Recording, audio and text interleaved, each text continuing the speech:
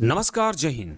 पूर्व सैनिकों के साथ साथ सीएपीएफ वेटरन्स के लिए असिस्टेंट सिक्योरिटी ऑफिसर का एक बम्पर वैकेंसी निकला हुआ है और ये गवर्नमेंट वैकेंसी है। सैलरी लेवल 8 का है। इसमें रिटायर्ड पुलिसकर्मी, सीएपीएफ और एक सर्विसमैन भी इसको अप्लाई कर पाएंगे। बहुत बढ़िया पोस्ट है और ये उत्तर प्रदेश लखनऊ के लिए ये वैकेंसी है, तो बहुत बढ़िया वैकेंसी, इसको आराम से देखिएगा। इसके अलावा इसमें एक और चीज़ हम डिस्कस करेंगे, वो है डीएसपी अकाउंट। इसकी पूरी पहलू को हम डिस्कस करेंगे, पूरा हम इन डेप्थ तक जाएंगे। डीएसपी में क्या क्या बेनिफिट्स हैं, हमारे अधिकांशतः पूर्व सैनिकों को पूरा पता ही नहीं है कि डीएसपी अकाउंट्स का, चाहे वो पेंशन होल्डर हो या सर्विस होल्डर हो, इसका फ़ायदा क्या है। तो इस वीडियो को आप शेयर भी कर सकते हैं अपने साथियों के साथ, ताकि वो भी इससे लाभान्वित हो सकें। तो सबसे पहले हम गवर्नमेंट वैकेंसी का डिस्कशन करेंगे और ये आया है king George medical university, Uttar Pradesh, Lucknow में। अब इसका ये देखिए, इसमें असिस्टेंट सिक्योरिटी ऑफिसर का पोस्ट है। इसमें ऑनलाइन अप्लाई होगा। पोस्ट बेशक कम है, यहाँ पे वैकेंसी कम ही है, 11 ही है, बट पैन इंडिया से पूर्व सैनिक इसको अप्लाई कर पाएंगे। इसमें टोटल 11 पोस्ट। इसके अलावा इसमें क्या योग्यताएं चाहिए, तो आपके पास डिफेंस सर्टिफिकेट हो, डिफेंस ग्रेजुएशन सर्टिफिकेट हो, उसके ऊपर भी, उसके बेस पर भी आप इसको अप्लाई कर पाएंगे। ऑनलाइन एप्लीकेशन है। इसका जो लास्ट डेट है वो है 31 दिसंबर 2024। तो आराम से आपके पास टाइम है। अभी ऑनलाइन जैसे ही स्टार्ट हो जाएगा, अभी ऑनलाइन का इसका नोटिफिकेशन भी आ गया है, तो जैसे ही स्टार्ट हो जाता है मैं अपने टेलीग्राम चैनल, व्हाट्सएप चैनल पे इसको इन्फो कर दूंगा, आप इसको अप्लाई कर सकते हैं। अब इसका कुछ और भी देख लेते हैं। इसमें कैटेगरी वाइज वैकेंसी है। इसका जो पोस्ट कोड है वो देखिए, मैं हाईलाइट कर रहा हूँ, ये इसका पोस्ट कोड है। पोस्ट का नाम है असिस्टेंट सिक्योरिटी ऑफिसर, लेवल 8 का सैलरी है। सैलरी ठीक ठाक है। अब इसमें टोटल वैकेंसी देखें, कैटेगरी वाइज वैकेंसी है। आप जिस भी कैटेगरी से हैं, यहाँ पे आपके लिए वैकेंसी रिजर्व है। टोटल 11 वैकेंसी है। अब इसमें कौन कौन से हमारे सैनिक इसमें भाग ले सकते हैं वो भी देखें। एजुकेशन क्वालिफिकेशन में बता दिया हूँ। अब इसमें बाकी जो डिटेल्स हैं वो क्या देखिए, आर्म फोर्सेस पर्सनल इसमें होंगे, डिजायरेबल है, चाहे वो सीएपीएफ को हो और एक सर्विसमैन हो, वो आर्म फोर्सेस पर्सनल होना है। इसमें रैंक क्या चाहिए, रैंक चाहिए कम से कम रैंक्ड सूबेदार और inspectors of civil police, paramilitary, military forces. तो आपको ये समझ में आ गया होगा, सूबेदार एंड इक्विवेलेंट रैंक। सीएपीएफ में है तो इंस्पेक्टर रैंक ये होना चाहिए। एज लिमिटेशन है उनका, एज के लिए आपको परेशान नहीं होना। एज लिमिटेशन है अप टू 52 ईयर्स आप इसमें अप्लाई कर पाएंगे। एक सर्विसमैन के लिए यहाँ पे एज में रिलैक्सेशन मिला है। अच्छा, बाकी ये चीज़ें हो गया। सैलरी का मैंने बता दिया। ऑनलाइन इसके लिए आवेदन है, कोई परेशानी नहीं है, आराम से इसको अप्लाई कर पाएंगे। सिलेक्शन प्रोसेस डिस्क्रिप्शन बॉक्स में मैं पिन कर दूंगा, वहाँ आप पूरा डिटेल में पहले इसको पढ़ लें, उसके बाद ही इसको आवेदन करें, क्योंकि डिटेल्स आपको जानना जरूरी है। क्योंकि इसमें जो सिलेक्शन होगा वो रिटन के आधार पे ज़्यादा है, रिटन के ऊपर ज़्यादा फोकस है। तो रिटन पे आप देख लीजिएगा इसका सिलेबस क्या है। सिलेबस मैं नीचे पोस्ट कर रहा हूँ। सिलेबस को मैं ज़्यादा विस्तार से नहीं बताऊँगा, मैं नीचे डिस्क्रिप्शन बॉक्स में इसको पोस्ट कर रहा हूँ। डिस्क्रिप्शन बॉक्स में कैसे चेक करना है वो, उसका मैं एक वीडियो बनाया हुआ हूँ। आप ये वीडियो जैसे ही खत्म होगा आपको वो मिल जाएगा, वो उसको आप चेक कर लीजिएगा आराम से। डिटेल सिलेक्शन प्रोसेस क्या रहेगा, किस तरह से इसका मतलब भर्ती होगा, ये सब पूरा डिटेल में बताया हुआ है, तो आप इसको चेक कर सकते हैं। इसके अलावा सीएपीएफ के अगर कोई भी रैंक के हों, सीएपीएफ से मेरे पास काफ़ी सारे कमेंट आ रहे थे कि हमारे लिए आप अपडेट नहीं दे रहे हैं, तो इसके पिछले वाले वीडियो में पुलिस के लिए भर्ती आया है, पैन इंडिया पूर्व सैनिक, उसमें जा सकते हैं। OSSF Odisha special striking force में वहाँ वैकेंसी आया है। इसके पिछले वीडियो में मैं दिया हूँ, ये वीडियो जैसी खत्म होगा वो भी वीडियो आपको मिल जाएगा, तो वहाँ पे भी जा सकते हैं। ठीक ठाक सैलरी मिल रहा है और साल में उसका छुट्टी भी मिल रहा है, तो एनुअल लीव भी मिल रहा है, तो आप उसमें उसको अवेल कर सकते हैं। सीएपीएफ के साथ साथ पूर्व सैनिक भी उसको अवेल कर सकते हैं।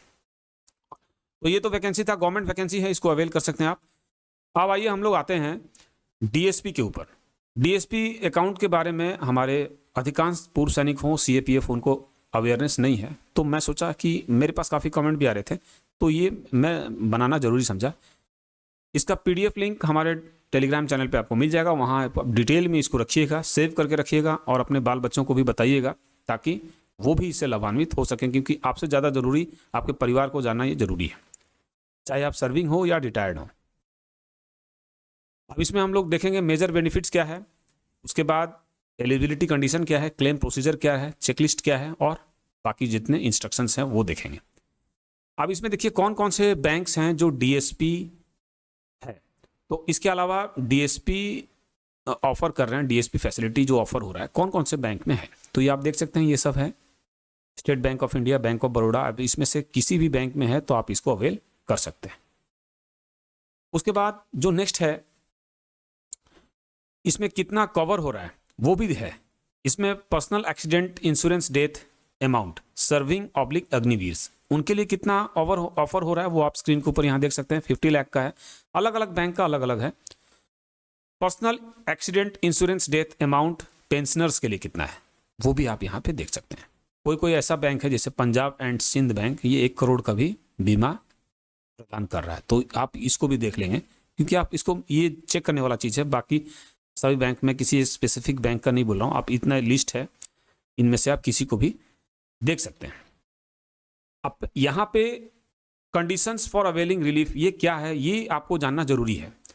अब देखिए, ये जो एक्सीडेंटल डेथ में ही कवर होगा, natural deaths and suicides not covered, ये चीज़ होना चाहिए, पता होना चाहिए। नेचुरल डेथ में ही माफ कीजिएगा, एक्सीडेंटल डेथ में ही ये कवर होता है, ये जो बीमा है।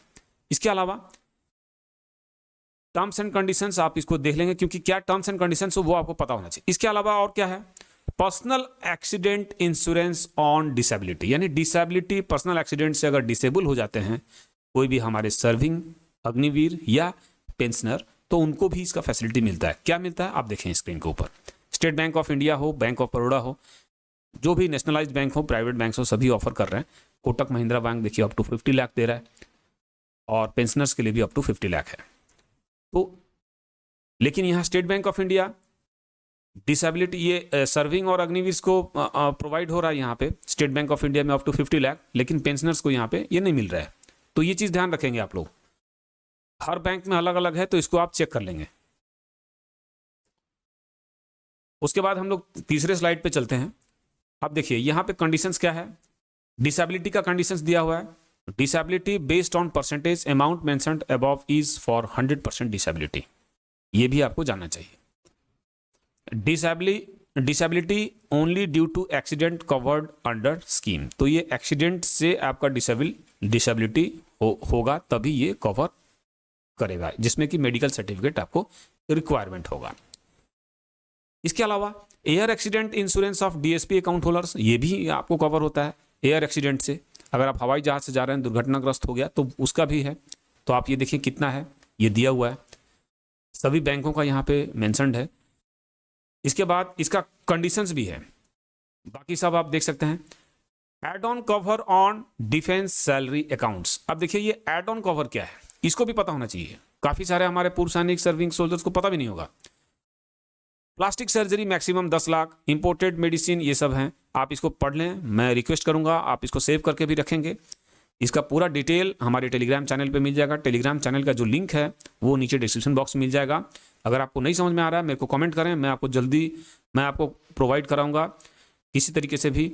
बट ये टेलीग्राम चैनल पर रेडीमेड आपको रेफरेंस मिल जाएगा, हमारे व्हाट्सएप चैनल पे भी मिल जाएगा। तो उसको आप जरूर रखें, सेव करके रखें, पेन ड्राइव में सेव करें, मोबाइल में सेव करें, कहीं भी इसका प्रिंट आउट निकाल के रखें। ये बहुत ही ज़रूरी है, क्योंकि मेरे पास कितने भी बहुत सारे इंक्वायरी आए थे जहाँ पे हमारे पूर्व सैनिक का देहांत हो गया, उनके घर वालों को पता भी नहीं है कि अब क्लेम प्रोसेस कैसे करना है, क्या क्या कंडीशंस हैं, क्या क्या है। तो ये आप जरूर इसको प्रिंट आउट निकाल के सेव करके रखें। तो ये सब चीज़ें हैं। बाकी जब बैंक्स में आप देख सकते हैं एड ऑन बेनिफिट्स क्या क्या है, वो आप add on cover on defence salary accounts, तो ये भी आपको पता होना चाहिए। बाकी में HDFC बैंक क्या क्या मिल रहा है, additional assistance on defence salary account, ये भी आपको जानना जरूरी है। क्या है साहब, स्टेट बैंक ऑफ इंडिया, जैसे मैं स्टार्ट कर रहा हूँ, क्योंकि मैं स्टेट बैंक ऑफ इंडिया का प्रचार नहीं कर रहा हूँ, ये पहले लिखा हुआ इसलिए इसका नाम पढ़ रहा हूँ। Education benefit of 5 lakh for 1 child till graduation, देखिए ये भी एडिशनल असिस्टेंस मिल रहा है। काफी साहब हमारे साहब लोगों को पता भी नहीं होगा। बैंक ऑफ बड़ौदा देखिए, higher education up to 6 lakh, girl child marriage up to 6 lakh. तो ये सब जो बेनिफिट मिला है, हमारे पूर्व सैनिक हैं, CAPF वेटरन्स हैं, इसको जरूर फायदा उठाएं। Punjab national bank, IDBI bank, ICICI bank, yes bank देखिए education grant of 5 lakh each, सब में अलग अलग है, लेकिन इन लोग एडिशनल असिस्टेंस दे जरूर रहे हैं, किसी में ज़्यादा है किसी में कम है, बट वो प्रोवाइड कर रहे हैं। क्या प्रोवाइड कर रहे हैं आपको पता होना चाहिए। इसके अलावा देखिए कोटक महिंद्रा बैंक में भी आपका अगर खाता है तो उसको आप देख सकते हैं, अगर डीएसपी खाता है तो। बंधन बैंक मिल रहा है, अलग अलग बैंक में है। अदर बैंकिंग फैसिलिटीज, अब देखिए अदर बैंकिंग फैसिलिटीज में क्या क्या है। अब स्टेट बैंक ऑफ इंडिया में क्या है, लॉकर रेंट 10 से 25% concession on annual rent, unlimited transactions eight other bank ATMs, तो ये सब मिल रहा है। अदर बैंकिंग फैसिलिटीज क्या मिल रहा है वो भी आपको पता होना चाहिए, सब जितने भी बैंक है उसका दिया हुआ है।